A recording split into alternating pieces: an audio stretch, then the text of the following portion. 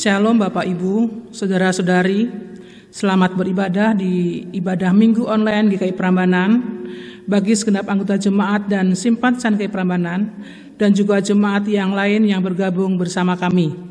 Semoga ibadah ini dapat membawa berkat dan memperteguh iman percaya kita kepada Tuhan.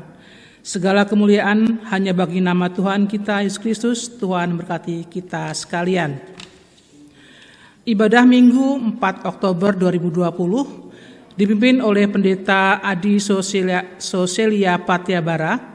Warta Jemaat dapat dibaca melalui warta Jemaat online yang telah di-share di grup WhatsApp GKI Prambanan. Panggilan beribadah. Hari ini kita bersekutu bersama memasuki masa bulan keluarga. Masa di mana kita mengingat bahwa keluarga kita telah dipelihara oleh Tuhan bagai benih tanaman. Lewat pemeliharaannya, Tuhan menginginkan kita bertumbuh dan berbuah. Marilah kita memasuki ibadah dengan menyatakan apa yang dikatakan Mazmur 128:1 sampai dengan 3. Berbahagialah setiap orang yang takut akan Tuhan, yang hidup menurut jalan yang ditunjukkannya. Apabila engkau memakan hasil jerih payah tanganmu, berbahagialah engkau dan baiklah keadaanmu. Istrimu akan menjadi seperti pohon anggur yang subur di dalam rumahmu. Anak-anakmu seperti tunas pohon zaitun sekeliling mejamu. Bersama mari kita nyanyikan Kidung Jemaat 451 ayat 1 dan 2.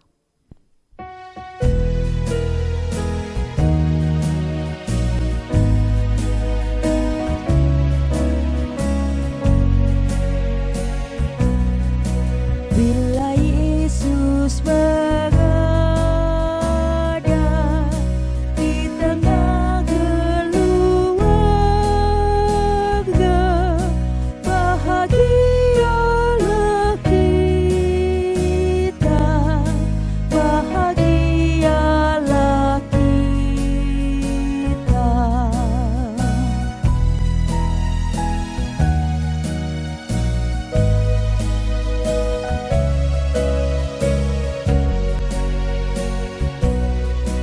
Bila Yesus berkuasa di tengah keluarga, pasti kita bahagia, pasti kita bahagia.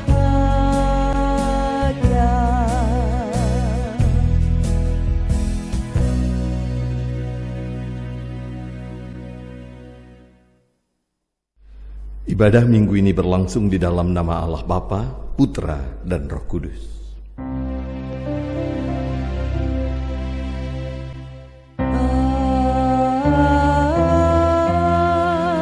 Amin, amin,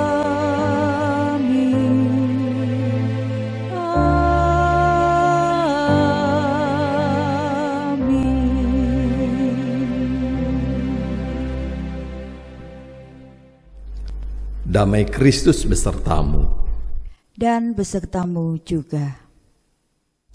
Saudara-saudara, memasuki bulan keluarga ini adalah baik jika kita semua dalam satu keluarga untuk bersama-sama saling mendoakan, saling mengingatkan, dan marilah kita mengawali ibadah kita dengan doa secara pribadi, mengakui bahwa kita belum menumbuhkan keluarga kita. Kita berdoa, dipersilakan saudara berdoa secara pribadi.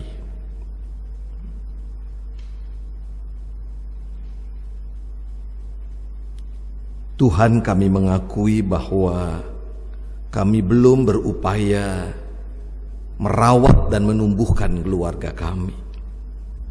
Kami seringkali merasa bahwa kebahagiaan datang begitu saja begitu kami memasuki keluarga. Kami lupa bahwa kebahagiaan di tengah-tengah keluarga perlu kami rawat dan upayakan terus-menerus. Dan itulah sebabnya kami selalu menuntut. Kami merasa pasangan kami belum membahagiakan kami.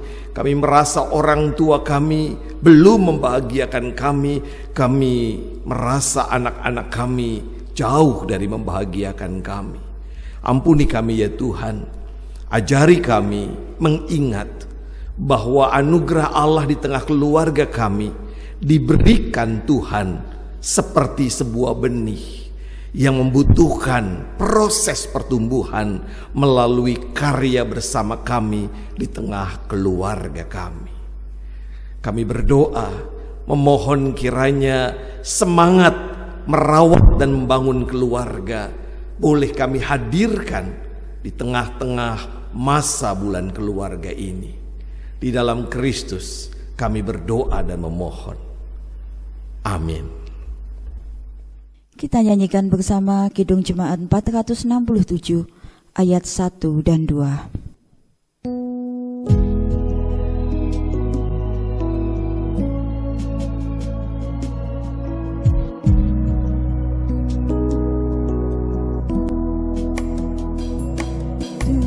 Tuhanku, bila hati kawanku terluka oleh tingkah ujarku dan kehendakku jadi panduku, ampunilah.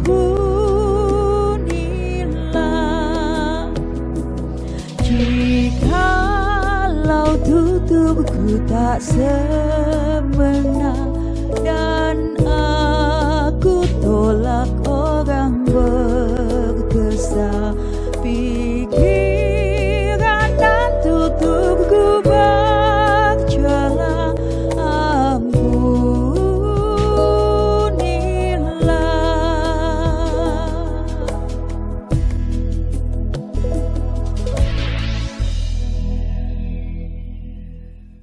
Saudaraku, sambutlah anugerah pengampunan yang terjadi dengan oleh belas kasih Kristus Yesus. Dengan bangkit berdiri, kita bersama-sama mendengar firman Allah menurut 1 Tesalonika 5 ayat yang ke-11. Karena itu nasihatilah seorang akan yang lain dan saling membangunlah kamu seperti yang memang kamu lakukan. Demikianlah berita anugerah dari Tuhan. Syukur kepada Allah. Dan kita sambut dengan Kidung Jemaat 424 ayat 1 dan 2. Yesus menginginkan daku.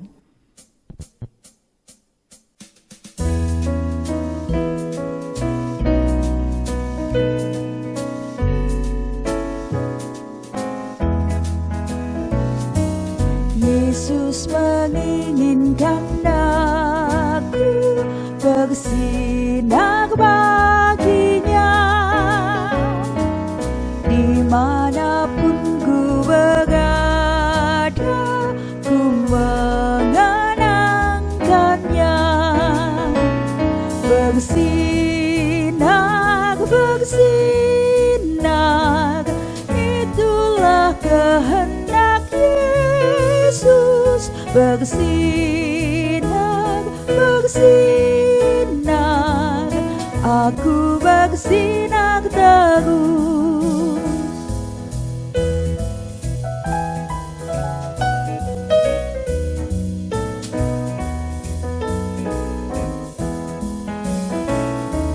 Yesus menginginkan aku menolong orang lain, manis dan sopan selalu ketika ku bermain. Bersinar, bersinar, itulah kehendak Yesus. Bersinar, bersinar, aku bersinar terus.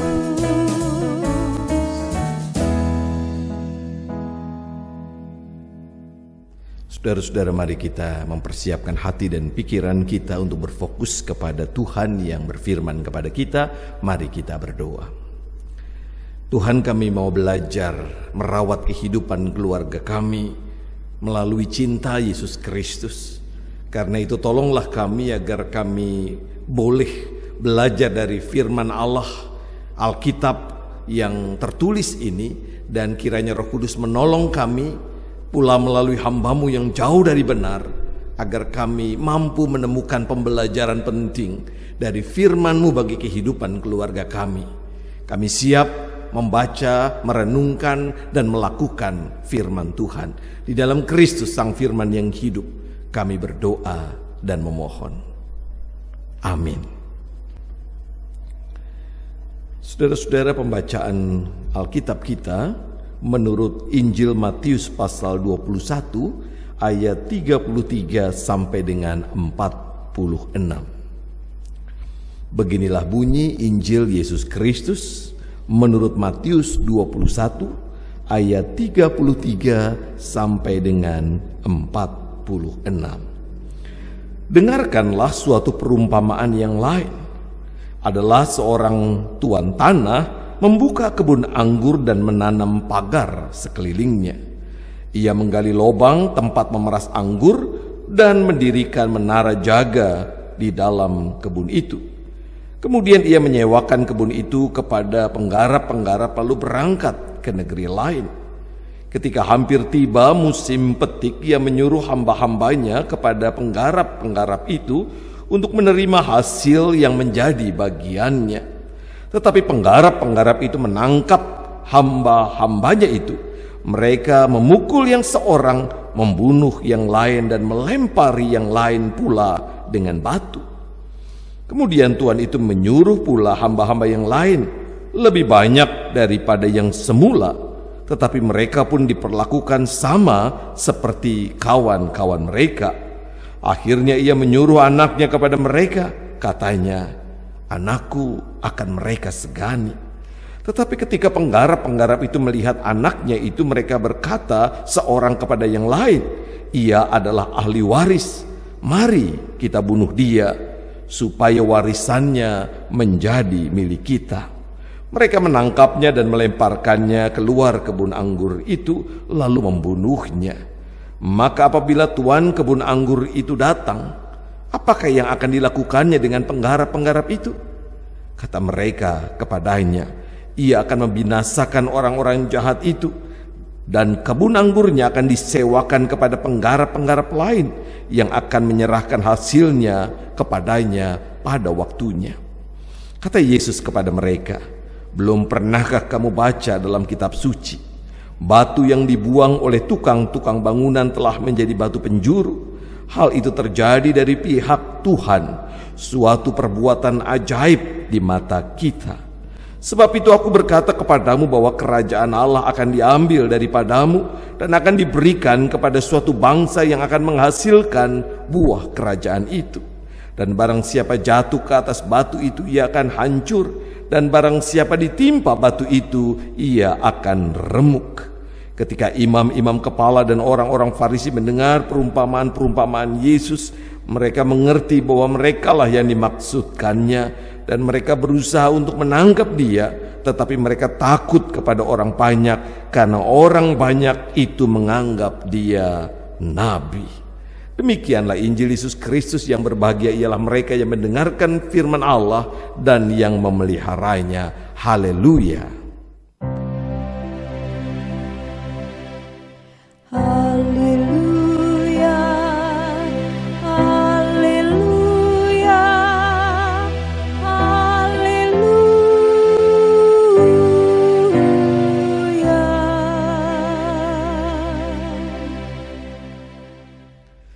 Saudara-saudara, hari ini saya membawa buah jeruk.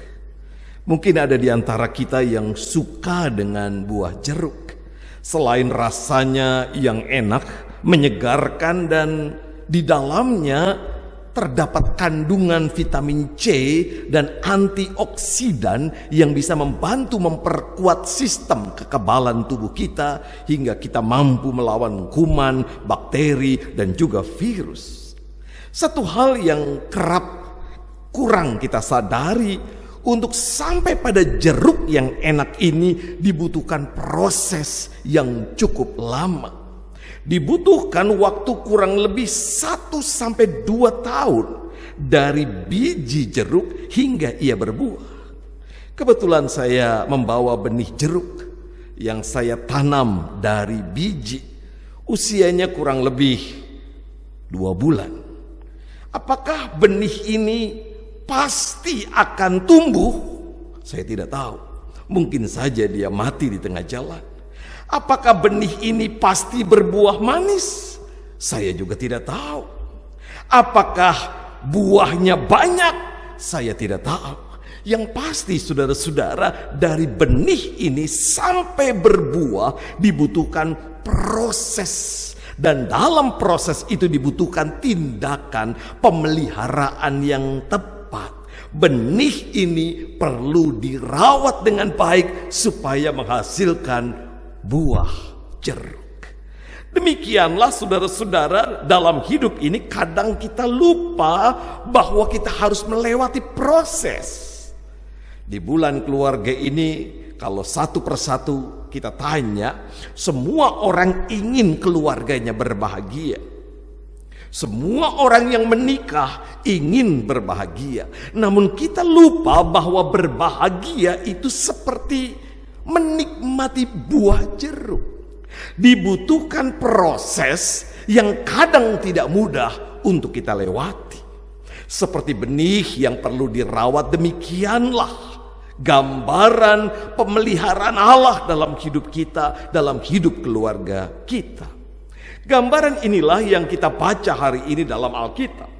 Gambaran, saudara-saudara, diperlukan untuk menolong kita memahami sesuatu dengan lebih baik. Salah satu gambaran yang dipakai untuk menyebut umat Allah Israel adalah kebun anggur atau pohon anggur. Anggur adalah lambang kemakmuran dan damai sejahtera.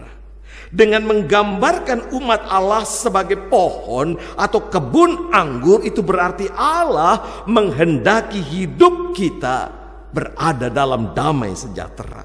Allah menghendaki kita berbahagia, dan itu tidak mungkin terjadi tanpa pemeliharaan Allah dan tanpa tindakan nyata kita. Seperti petani anggur yang merawat dengan telaten pohon anggurnya, demikianlah yang dilakukan Allah dalam memelihara umatnya agar hidup dalam damai sejahtera.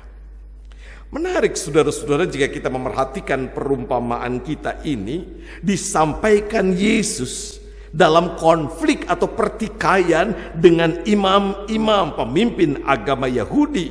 Kita bisa membacanya dengan amat jelas dalam teks kita. Yesus menegur mereka dengan perumpamaan yang berisi konflik antara pemilik dan penggarap atau penyewa kebun anggur. Saudara-saudara, secara akal sehat pemilik kebun anggur berhak atas hasil panen anggurnya yang harus dibayar oleh penggarap. Tentang hal ini hukum Yahudi telah mengatur adanya semacam sewa lahan dengan metode bagi hasil. Setiap tahun pemilik kebun akan datang mengambil hasil. Menariknya, diatur juga dalam aturan orang Yahudi, jika selama 3 tahun hasil kebun tidak diambil, maka kebun itu akan menjadi milik si penggarap. Mungkin dianggap pemilik kebun anggur itu tidak lagi membutuhkan. Nah, saudara-saudara, celah aturan hukum inilah yang dipakai penggarap dalam perumpamaan Yesus agar mereka dapat menguasai kebun anggur itu. Ketika pemilik kebun anggur mengutus sejumlah hamba untuk meminta hasil anggur, alih-alih mendapatkan hasil, mereka malah dibunuh oleh para penggarap. Pemilik kebun anggur kemudian mengutus anaknya dengan harapan anaknya akan lebih disegani, ayat 37. Namun justru para penggarap itu merancang pembunuhan pada anak pemilik kebun dengan harapan mereka akan mendapatkan warisan tanah yang mereka garap. Mendengar laporan kematian anaknya, hilanglah kesabaran pemilik anggur itu. Ia datang, ayat 41, untuk membinasakan orang-orang jahat itu, dan kebun anggurnya akan disewakan kepada penggarap-penggarap lain yang akan menyerahkan hasilnya kepadanya pada waktunya. Makna perumpamaan ini langsung ditangkap oleh imam-imam kepala dan juga orang-orang Farisi. Ayat 45, itu sebabnya mereka semakin marah pada Yesus. Mereka dituduh tidak menggarap kebun anggur Allah dengan baik. Allah telah memelihara kebun anggurnya, tetapi mereka sebagai penggarap tidak melakukan tugasnya. Saudara-saudara, belajar dari pengalaman iman umat Israel, kita bisa membayangkan bahwa keluarga kita saat ini seperti kebun anggur. Allah telah dengan telaten merawat kehidupan kita, kehidupan keluarga kita. Berbagai pengalaman pemeliharaan Allah yang luar biasa kita rasakan sebagai keluarga. Sayangnya, ada banyak orang yang berlaku seperti orang Farisi, pemimpin agama yang tidak melakukan upaya sebagai penggarap kebun untuk merawat kebun anggurnya itu. Bahkan di masa kini ada banyak orang yang merasakan tidak perlu pemeliharaan Allah.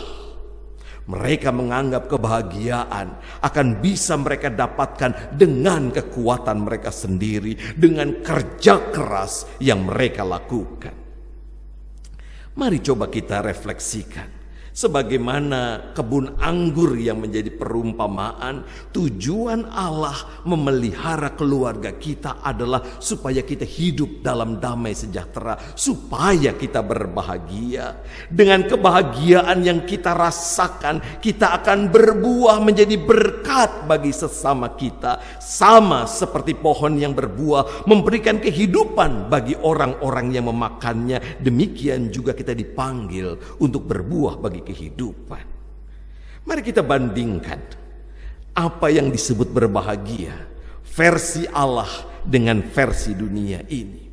Kalau kita bertanya pada dunia ini, dan mungkin kita sama jawabannya, apa yang memberikan kepada kita kebahagiaan? Maka jawabannya adalah memiliki harta benda yang melimpah. Tentu saja ini tidak sepenuhnya salah, namun perhatikan baik, justru karena pemahaman itu kita menemukan orang yang berlomba-lomba mendapatkan apa yang tampaknya eksklusif, mahal, kalau perlu dengan menghancurkan orang lain. Ada sebuah buku yang ditulis oleh Tri Harmaji dengan judul Teologi Jalan Tengah. Refleksi tentang gaya hidup sederhana Yesus di tengah-tengah gaya hidup modern saat ini. Dalam buku itu dikatakan orang zaman sekarang, kita juga bisa mengatakannya keluarga zaman sekarang, percaya bahwa satu-satunya kebahagiaan yang benar adalah memiliki barang-barang simbolik kapitalisme.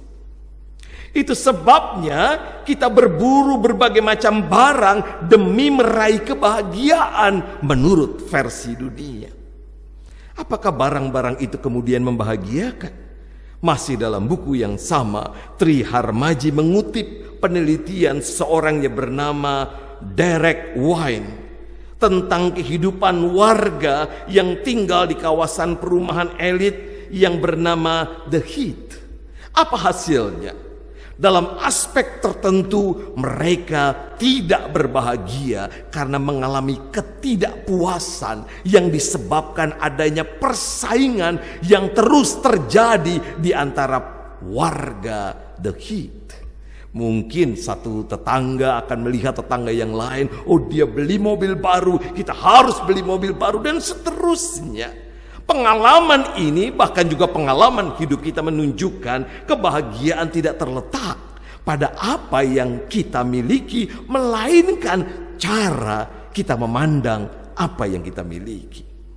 Jika saja para penggarap memandang tanah yang mereka garap sebagai sebuah kepercayaan, maka mereka akan bersyukur dan berelasi baik dengan sang empunya tanah. Sayangnya mereka serakah, sayangnya mereka ingin menguasai, sayangnya mereka ingin menjadi yang utama, dan inilah awal dari persoalan. Pemimpin agama pada waktu itu ingin menjadi yang utama, dan itu sebabnya orang-orang seperti Yesus yang populer dan punya kuasa harus disingkirkan. Saudara-saudara, bukankah ini juga yang menjadi persoalan keluarga kita? Kita ingin menjadi yang utama. Ayah ingin menjadi yang utama. Oh, saya kan sudah bekerja seharian. Ibu ingin menjadi yang utama. Anak ingin menjadi yang utama. Akibatnya keluarga hidup dalam pertikaian. Mari kita kembali pada hakikat keluarga kita. Mari kita pandang keluarga kita sebagai anugerah Allah. Bersyukurlah untuk keberadaan anggota keluarga kita. Niscaya kita akan menikmati kebahagiaan. Namun ingatlah saudara-saudara, Tuhan memberikan anugerah itu dalam bentuk benih. Mari kita renungkan, apa yang dapat membuat benih jeruk ini bertumbuh? Oh, tentu saja dia harus disiram dengan air. Demikianlah keluarga kita juga membutuhkan siraman air. Air apa? Harta benda atau cinta kasih? Kita bisa menjawabnya. Benih ini harus diberi pupuk.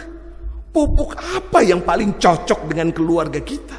Apakah pupuk firman Allah yang kita baca dan renungkan, atau nilai-nilai dunia ini? Kita bisa menjawabnya. Tetapi ingat baik saudara-saudara, tugas kita bersama sebagai bagian keluarga adalah menumbuhkan benih yang sudah Tuhan anugerahkan kepada kita. Itulah sebabnya kita dipanggil untuk saling mengingatkan, saling menguatkan, saling menyuburkan, agar keluarga kita tumbuh, berproses hingga menggapai kebahagiaan dan berbuah menjadi berkat bagi sesama. Masa bulan keluarga ini adalah masa mengingat. Harus ada proses yang kita lewati untuk meraih kebahagiaan di tengah-tengah keluarga kita. Siapkah kita berproses? Tuhan mencintai kita semua. Amin.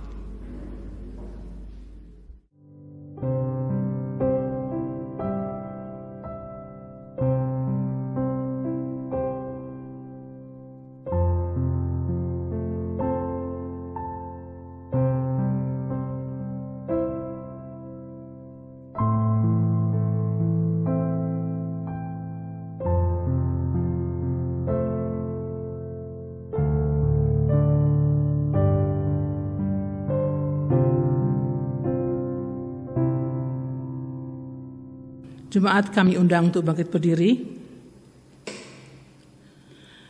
Bersama umat Tuhan di sepanjang abad dan tempat, marilah kita memperbarui iman percaya kita dengan menyanyikan pujian KJ 281 sampai dengan 3.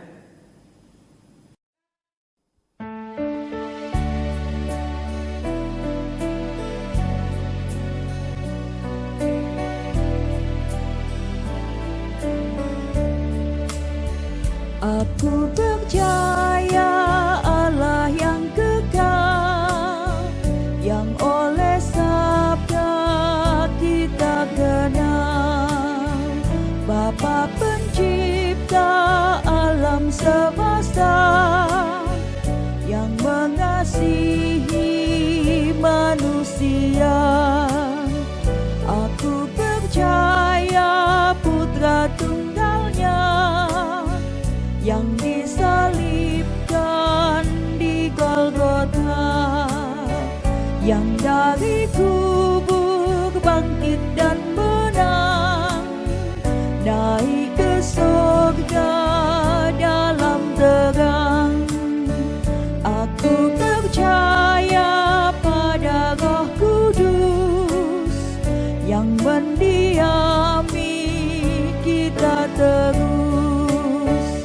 Aku percaya gereja yang esa, ku jadi suci di dalamnya.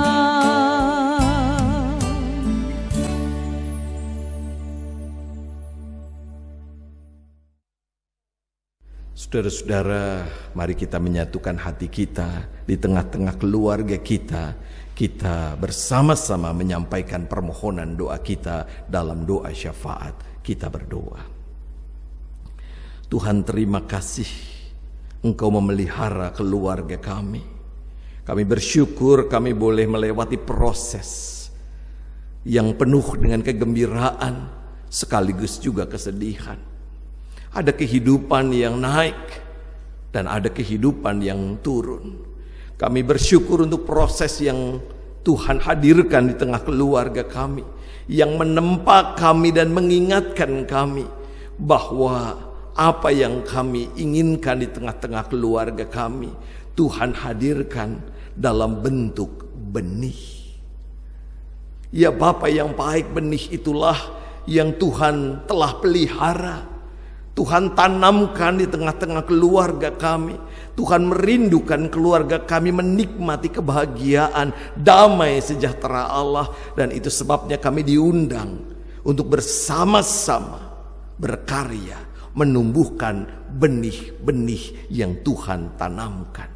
Ajari kami ya Bapa, sebagai bagian dari keluarga, untuk berupaya menyirami benih itu dengan air cinta kasih.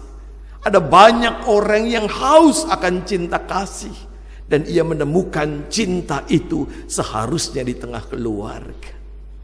Ajari kami memberi pupuk bagi keluarga kami, yaitu firman Allah yang senantiasa kami baca dan renungkan di tengah-tengah keluarga kami. Bapa yang baik, kami mau berdoa sekiranya ada keluarga kami yang mengalami pergumulan. Kiranya kami boleh bersama-sama terus mendoakan sahabat-sahabat kami, para keluarga yang tengah hidup dalam pergumulan. Yakinkan kami Bapa, pergumulan kami tidak akan pernah melebihi kekuatan kami. Kami doakan anggota keluarga kami yang mungkin saat ini terbaring sakit. Ya Bapa, pakai kami sebagai anggota keluarga untuk terus hadir, memberikan kekuatan, pengharapan melalui doa dan kunjungan kami. Kami mau berdoa kiranya pemulihan boleh terjadi. Kami mau berdoa buat anak-anak kami yang saat ini sedang berproses dalam pendidikan pembelajaran jarak jauh. Kiranya Tuhan memberkati di tengah keterbatasan. Anak-anak kami boleh bertumbuh menjadi pribadi yang jujur, rajin belajar, dan giat sekalipun tanpa pengawasan dari guru. Kami mau berdoa untuk saudara-saudara kami yang terdampak COVID-19. Mereka yang harus dirawat di rumah sakit, mereka yang harus mengalami isolasi mandiri, mereka yang kehilangan pekerjaan, kurang penghasilan karena dipotong, dan banyak lagi yang lain. Oh Bapa yang baik, bersamalah dengan saudara-saudara kami ini, kuatkan mereka dan yakinkan Allah tidak pernah meninggalkan kami. Allah terus memelihara kami seperti benih anggur yang terus dipelihara oleh Bapa yang baik. Kami doakan persekutuan gereja kami kiranya menjadi persekutuan yang saling menopang. Tuhan berkati para hamba Tuhan yang Tuhan percayakan. Pendeta kami, Pendeta Happy, bersama dengan para penatua kiranya boleh memimpin, menggembalakan umat-Mu di tempat ini, pula bersama-sama dengan aktivis gereja semua Bapa, kiranya boleh melakukan karya pelayanan dengan penuh sukacita. Kami doakan pemimpin bangsa kami, dari yang pusat sampai daerah. Tuhan berkati agar mereka sungguh-sungguh berfokus pada rakyatnya, bukan untuk dirinya, bukan untuk jabatannya, tetapi sungguh melihat jerit tangis rakyat di tengah-tengah pandemi, di tengah-tengah ketidakadilan, di tengah-tengah berbagai macam problema. Kami doakan pemilu serentak di tengah-tengah COVID-19. Kiranya Tuhan memberkati agar semua berjalan dengan baik dan pandemi ini tidak merebak kemana-mana. Kami mau berdoa untuk dunia kami, untuk bumi ini. Kiranya kami boleh mencintai bumi ini karena diciptakan Tuhan luar biasa. Kami merawatnya dalam keterbatasan kami. Inilah doa kami yang jauh dari sempurna, yang kami panjatkan di dalam nama Tuhan kami Yesus Kristus, yang mengajar kami berdoa.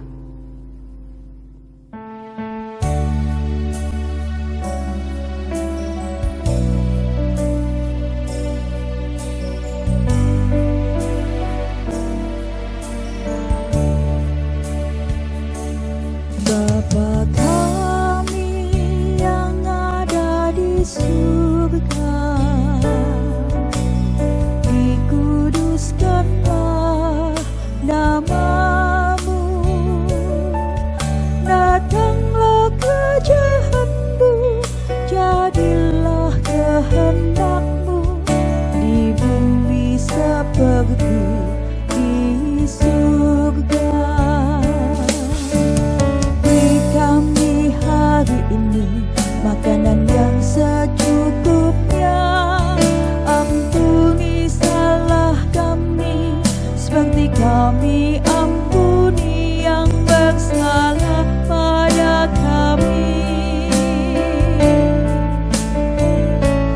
Jangan bawa kami dalam pencobaan, melainkan lepaskan kami dari yang jahat, sebab Kaulah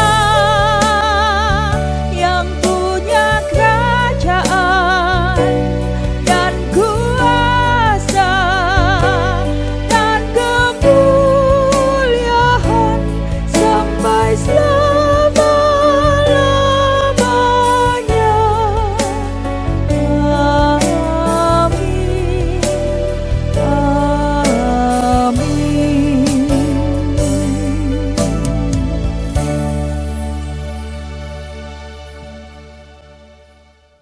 Marilah kita memberikan persembahan kepada Tuhan dengan berlandaskan pada firman-Nya yang berkata, Aku hendak bersyukur kepadamu ya Tuhan Allahku dengan segenap hatiku dan memuliakan namamu untuk selama-lamanya. Mazmur 86 ayat 12. Mari kita ungkapkan rasa syukur kita dengan memberikan persembahan yang dapat ditransfer melalui Bank Mandiri dengan nomor rekening 1380017102679 atau dimasukkan di kotak persembahan yang tersedia di kantor Gereja GKI Prambanan. Mari kita pujikan nyanyian Kidung Jemaat 302 bait 1 sampai dengan 2, Kubri Persembahan.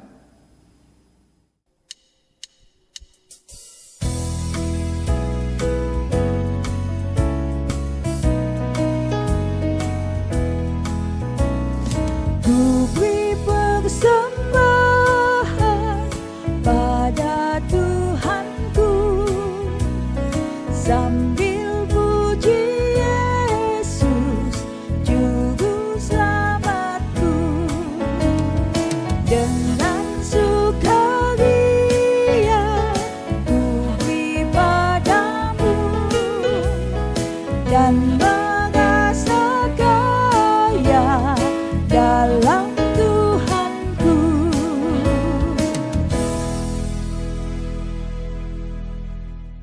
Jemaat Tuhan yang terkasih, mari kita bangkit berdiri, kita bawa di dalam doa persembahan kita. Kita berdoa. Puji syukur dan terima kasih Tuhan atas penyertaan Tuhan, pemeliharaan Tuhan di dalam kehidupan kita di tengah-tengah pandemi COVID-19 ini ya Tuhan. Terima kasih juga pada kesempatan hari ini Tuhan sudah memberi kesempatan untuk kita beribadah, memuji dan memuliakan nama Tuhan. Tuhan terima kasih juga pada kesempatan hari ini kita untuk menyampaikan persembahan kita. Biarlah persembahan ini untuk bermanfaat buat kelebaran kerajaan Tuhan di GKI Prambanan ini. Kami mohon juga pimpinan Tuhan, para majelis yang mengelola persembahan ini supaya digunakan dengan sebijaksana mungkin. Ini semua kami mohon di dalam nama Tuhan kami, Yesus Kristus. Amin. NKB 216 ayat 1 dan 2 kita nyanyikan bersama.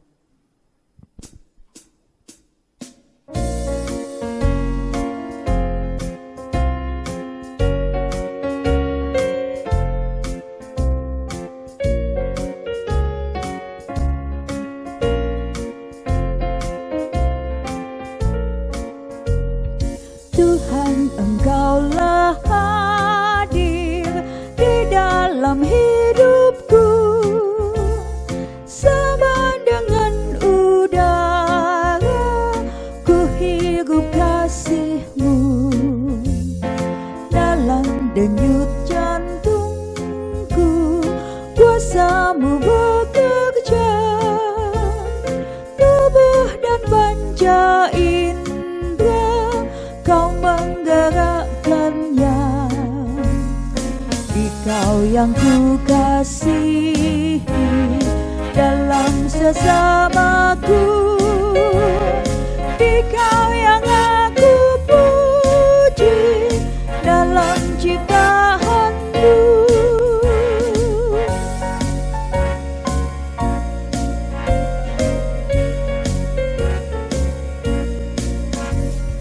Juga di pekerjaan Kau Tuhan beserta, juga Engkau dengarkan lagu keluh kesah, lagu mesin dan martil, bising dan menderu, lagu beras keringat naik kepadamu. Dikau yang ku kasihi dalam sesamaku, Dikau yang aku puji dalam ciptaanmu.